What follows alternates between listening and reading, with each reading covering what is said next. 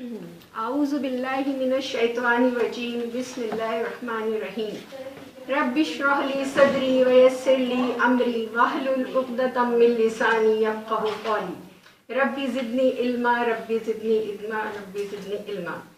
سارے اہل جو یہاں پہ موجود ہیں سب لوگ حضرات اور خواتین کو میرا السلام علیکم۔ ہمیں پیغام ان لوگوں تک پہنچانا ہے جو عیسائی اور یہودی کہلاتے ہیں۔ ہم ان تک حق بات پہنچا کر دائرہ اسلام میں داخل کرنا چاہتے ہیں۔ ہمارے علامہ الیاس ستار صاحب انہی کی کتابوں سے حوالے جمع کرتے ہیں، اور جو ان کے لیے مقدس تھی وہ ہمارے لیے بھی مقدس تھی جب تک ان میں تحریف نہیں کی گئی تھی۔ میں آج آپ کے سامنے عیسائی ایک علامہ صاحب کا ایک بہترین مضمون عیسائی اور یہودی حضرت اسماعیل علیہ السلام کے بارے میں، عمر کے بارے میں نہیں جانتے۔ حضرت ابراہیم اور ان کے بیٹے حضرت اسماعیل کی قربانی کا واقعہ ہم سب کی اللہ کی محبت کا ایک خوبصورت نمونہ اور معاملہ ہے۔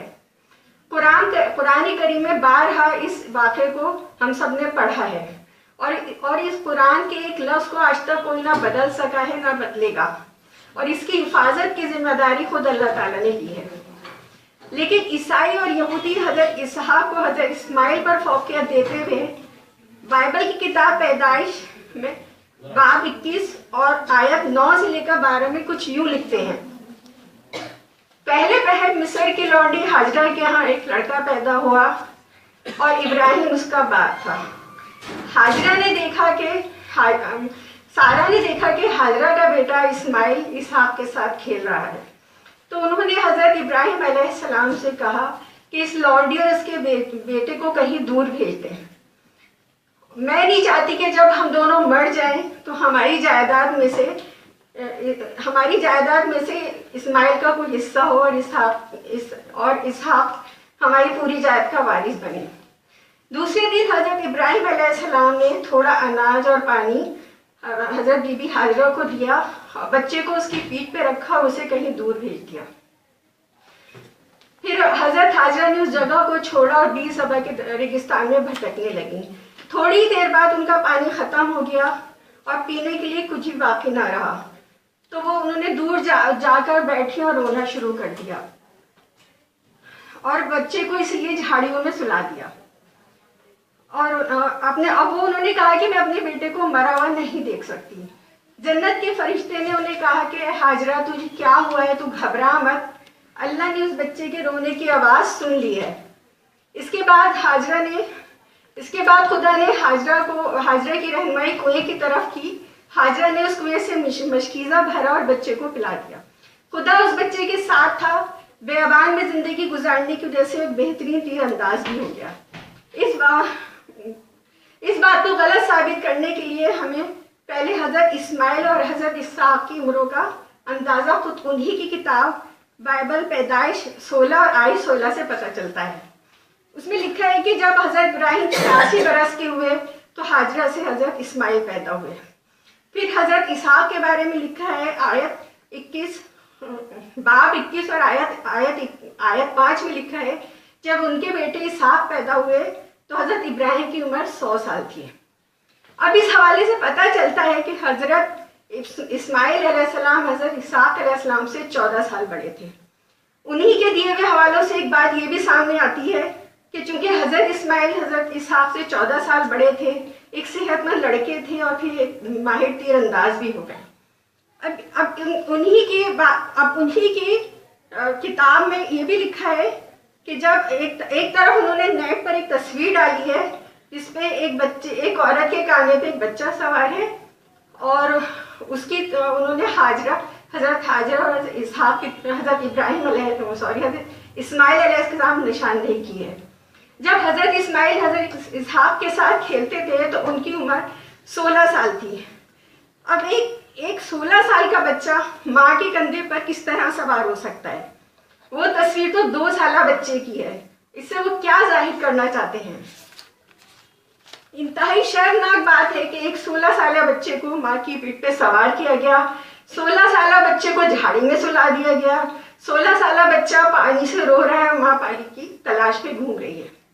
ایک اور تضاد انہی کی بیان کردہ بائبل میں ہے کہ پیدائش باب میں حضرت اسماعیل علیہ السلام کو گھر سے نکال دیا گیا، اور پیدائش 21 میں گھر سے نکال دیا گیا، پیدائش باب میں غیر اسماعیل علیہ السلام کی موجودگی میں حضرت اسحاق کو اکلوتا بیٹا ثابت کیا گیا۔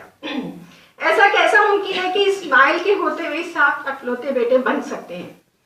جبکہ حقیقت یہ ہے کہ حضرت ابراہیم علیہ السلام کی وفات کے بعد ان کے دونوں بیٹے حضرت اسماعیل اور حضرت اسحاق نے اپنے باپ کو دفن کیا، اور اسماعیل اسحاق کی پیدائش سے پہلے اکلوتے بیٹے تھے۔ مسلمانوں کا ایمان ہے کہ حضرت ابراہیم اپنے اکلوتے بیٹے اسماعیل کو ذبح کے لیے لے گئے تھے، لیکن مقدس بائبل کا تضاد قرآن کی حقانیت کو واضح کر رہا ہے۔ اب میں آپ کے سامنے اسی مضمون سے ریلیٹڈ میں نے کچھ بک اسٹڈی کی تھی، اس میں مجھے کچھ حقائق ملے مجھے، تو میں آپ سے شیئر کرنا چاہتی ہوں۔ ذبیح اللہ کون؟ قرآن مجید میں حضرت ابراہیم علیہ السلام اور ان کی اولاد کے متعلق جو مذکور ہے اس نے واضح طور پہ ثابت کر دیا کہ ذبح ہونے والے حضرت اسماعیل علیہ السلام کے۔ جو لوگ حضرت اسحاق علیہ السلام کے ذبح ہونے پر قائل ہیں، ان کی دلیل محض اسرائیلی روایات ہیں، اور ان کی کتابیں تحریف شدہ ہیں۔